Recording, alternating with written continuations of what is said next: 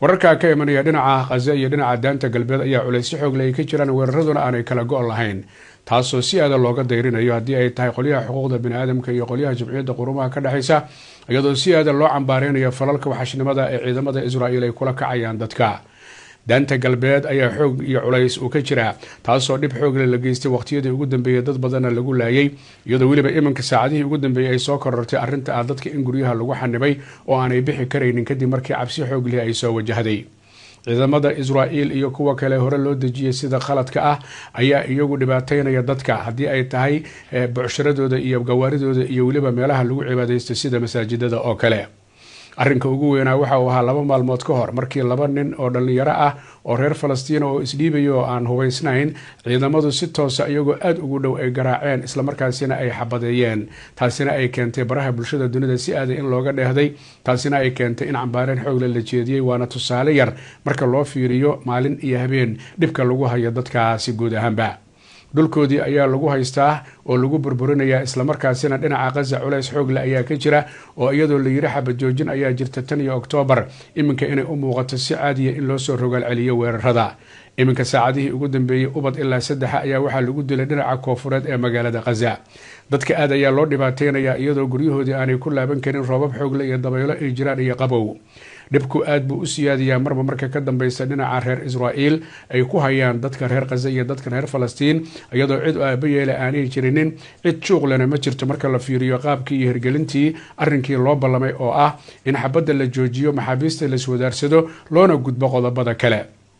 Israa'iil uma muuqato mid fulinaysa barnaamijyada iyo baaqa lagu heshiiyay Gaza haddii ay ka yaraysay waxay aad ugu kordhisay dhinaca daanta galbeed iyadoo warar hore ay sheegayaan nimanka mayalka adag ee ka tirsan Netanyahu ragga ay wada shaqeeyaan in qaarkood ay soo jeediyeen sida wasiirkooda dhinaca maaliyadda in guud ahaanba daanta galbeed la qabsado si aanay u suurto gelin inay Falastiin ay hesho dal ay iska leedahay oo madax bannaan lama oga mustaqbalka dhow iyo ka fog xaaladdu sida ay noqon doonto balse wararkayaga ayaanu ku eegi doonaa wixii mar walba ay ku soo kordha madaxweynaha wadankaasi Russia madaxweyne Vladimir Putin ayaa ka dhawaajiyay in aanu ku tala jirin Russiana aanay doonaynin inay weerar ku qaado wadan kale oo ku yaala qaaradda Yurub waxa uu ka hadlayay kulan weyn dhinaca amniga ah ee ka dhacayay wadan ku yaala marka la fiiriyo bartamaha qaaradda Asia oo lagu magacaabo Kyrgyzstan isagoo sheegay in magaalada uu joogay oo magaalo madaxda Bishkek uu ka sheegay in reer Yurub aanu doonayn inuu weeraro dhinaca kalena uu doonayo inuu gabi ahaanba joojiyo daacad ka tahay iminka dagaalka 4 sano madaxa la galay ee reer Ukraine iyo weerarka ay qaadeen 22 February 2022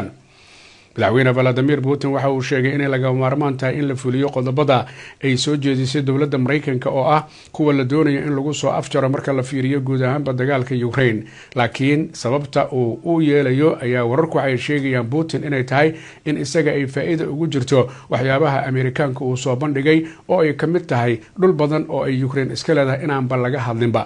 dhinaca kale waxa wararku ay sheegayaan in loo ballan qaaday oo Ameerikaanku uu ballan qaaday oo aan la ogeyn inay meelmari doonto iyo in kale arrinta ku saabsan Ukraine marnaba inaan loo ogolaan doonin gaashaanbuurta militariga reer galbeedka ee NATO lama oga sida ay wax noqonayaan Geneva ayaa lagu kulmay maalmo Mareykanka iyo waliba Ukraine laakiin qodobo dhimana ayaa jiray oo ay u ballansanaayeen Zelensky iyo Trump inay mar kale dib isu arkaan reer Yurub ayaa iyaguna u arka qodobada qaar in haba yaraatee aanay suurtagal ahayn ay tahay in dib loogu laabto lama oga ballanqaadka Putin oo ah inuu Yurub weerari doonayo in kale laakiin dowladda Jarmalka oo kamid ah wadamada Yurub dhaqaalaha ugu buuran iyadoo haysata xuduudeeda militarina ay sareyso waa Jarmalka ayaa ra'iisul wasaarahooda Merz waxa uu yiri marnaba meesha lagama saarayo maray ahaataba in ay Russia doonayso inay weerar ku qaado ciida dalalka reer galbeedka ee Yurub lama oga arrimahaasi sida ay noqonayaan arrinta Ukraine iyo waliba Russia way cakaranta iyadoo saacadihii ugu dambeeyay weerar xoog leh oo la qaaday dib xoog leh loo geystay magaalada Kiev oo ah magaalo madaxda dalka Ukraine halkaas oo dad lagu laayay caruur ay ku jirto isla markaasina la beegsaday dhulka korontada laga dhaliyo taasoo keentay wararka sheegaya ugu dambeeyay Kiev 600 oo kun oo ruux wax koronto inaanay haysan iyadoo xilliga qaboobaha lagu jiro wararka ka imanaya dalka Guinea Bissau waxa ay shaaca ka qaadeen in ninka militariga ee generaalka ay xukunka la wareegay Arbacadii uu magacaabay ra'iisul wasaare lagu sheegay magaciisa Idileyo Vieira oo ahaa wasiirka dhinaca maaliyadda